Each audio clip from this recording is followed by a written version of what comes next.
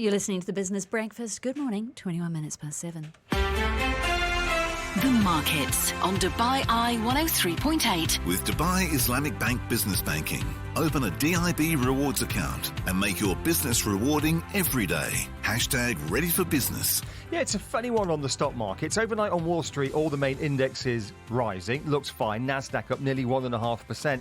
However, earnings after the bell, particularly Snap, which owns the social media company Snapchat, put the cat among the pigeons. That stock down 26% in after-hours trading. Results disappointed, and Snap becoming the latest tech company to say we are slowing down on hiring. So futures for the NASDAQ lower right now.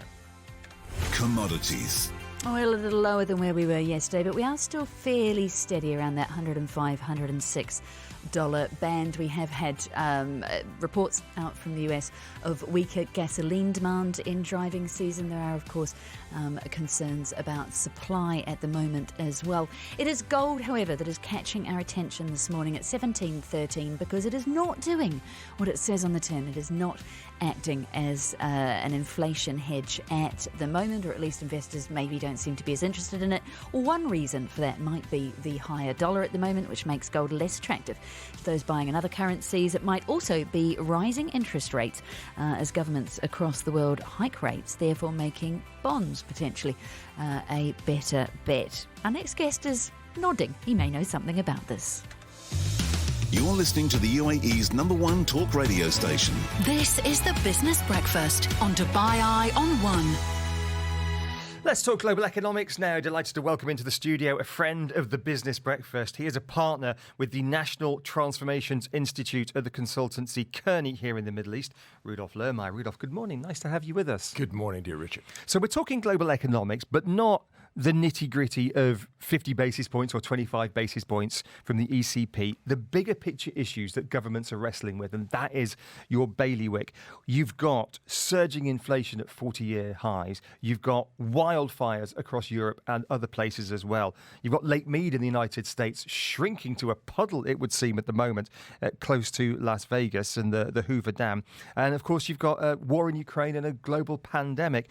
So you've teamed up with the World Government Summit, the big event here in Dubai that happens every year, to produce a new piece of research that says this: governments now face a radically altered landscape of uncertainty, featuring challenges and opportunities that are not just unfamiliar, but in many cases structurally novel. First of all, in simple terms, what's the problem they're wrestling with? They are wrestling with something you and I discussed 2 years ago for the first time. It's a critical juncture. In plain language, it's a short period of time in history when a vast amount of change is happening. That's what that feels so strange. We're not imagining the way the world feels right now. It is genuinely in a state of very unstable transition from something we've known to something that is really deeply uncertain. And in that context, they've got to make decisions, new decisions they haven't had to previously make. And those decisions will carry longer-term consequences than in any other period. Okay, there are many of them that you list. You look at things like strategic shocks. You look at the metaverse, cryptocurrencies. You look at anti-corruption technology. There are so many of them. Pick out a couple of highlights for me. You bet. Well, and maybe the categories are useful. First, government leaders have to be prepared for a series of what we call strategic shocks. These are discrete events that may occur, and Brandy just outlined one of them that is upon us already, which is how do you balance managing inflation with the ongoing growth imperative? And it's extremely challenging. The other category of change are these widening divides. Polarization is arguably the fundamental driver of what we're seeing in the world in countless places. One example, to your point, is crypto. To what extent do countries harness the innovation and the financial inclusion of crypto versus focusing on central bank digital currencies, which they can govern and which bring some order? But then there are also opportunities in this environment. There are policy accelerators, new ways of doing things to make progress more quickly. One of these we call passion engineering. How do you orient new forms of purpose in society? Because we are not going to solve the problems we're facing just by government. They've got to mobilize their people to solve these problems. You've been inside government fixing these problems. You worked at the State Department for several years before you joined Kearney as a consultant. What happens inside the machine, Rudolph? How difficult is it to make this happen in a huge, cumbersome bureaucracy like the State Department, and every country's got one? Forgive me, but that's just a brilliant question, and it's the essential question. And the answer to it is what will separate the countries from succeed that those that don't. The answer is that in so many governments, so many government institutions, they are mediated by so many layers of bureaucratic process to make a decision and political process in the United States that they cannot adapt quickly enough. So part of why all of us who are here in the region are privileged to be here in the region is that the region understands the imperative of speed in decision making. And so the answer is for governments that their internal obstacles to rapid decision making are killers right now, because these decisions have to be made today in order to shape the next 5 years.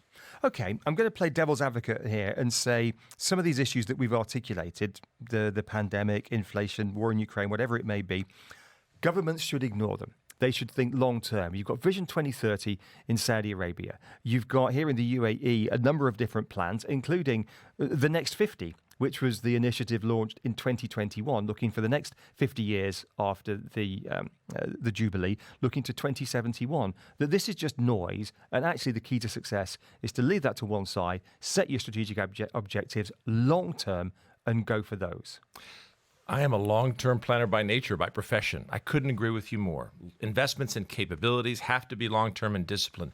But that's the thing. We're in the midst of a storm. And when you're in a hurricane, you can't simply consider your long-term strategies and the path you set for them to be steady.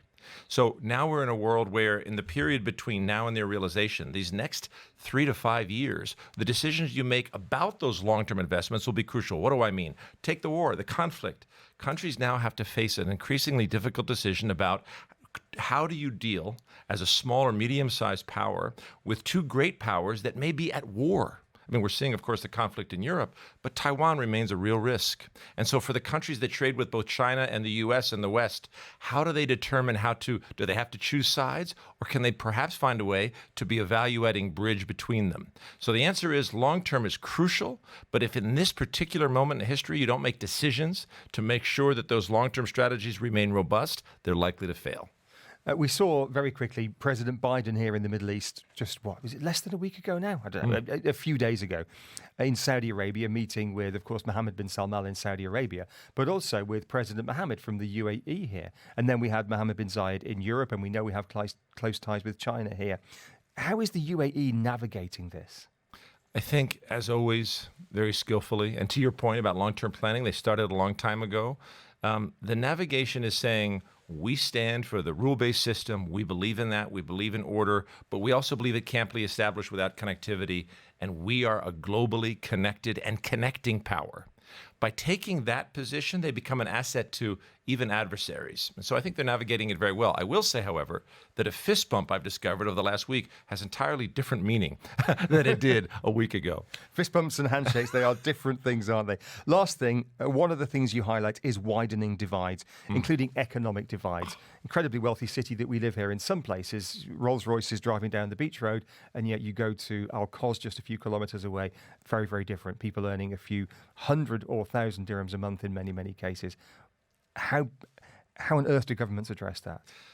Over this next 18 to 24 months, this is going to be the central issue, Richard.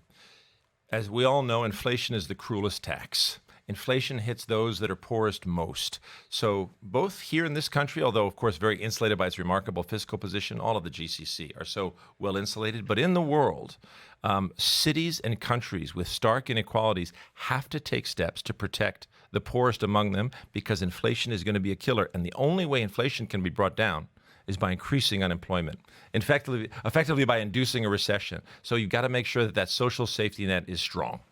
Rudolph, always great talking to you. Appreciate your time this morning. Thank you for coming in to join us. Rudolph Lohmeyer is a partner within the National Transformations Institute at Kearney Middle East, the consultancy. Coming up in just a few moments on the Business Breakfast, we are going to continue the serious grown-up discussions. There are big grown-up stories to talk about today, 2 for the price of 1 in Europe. I'm speaking shortly to Stefan Gerlach. He's an economist, former Deputy Governor of the European Central Bank, about interest rates. You're crossing live to Europe. Why?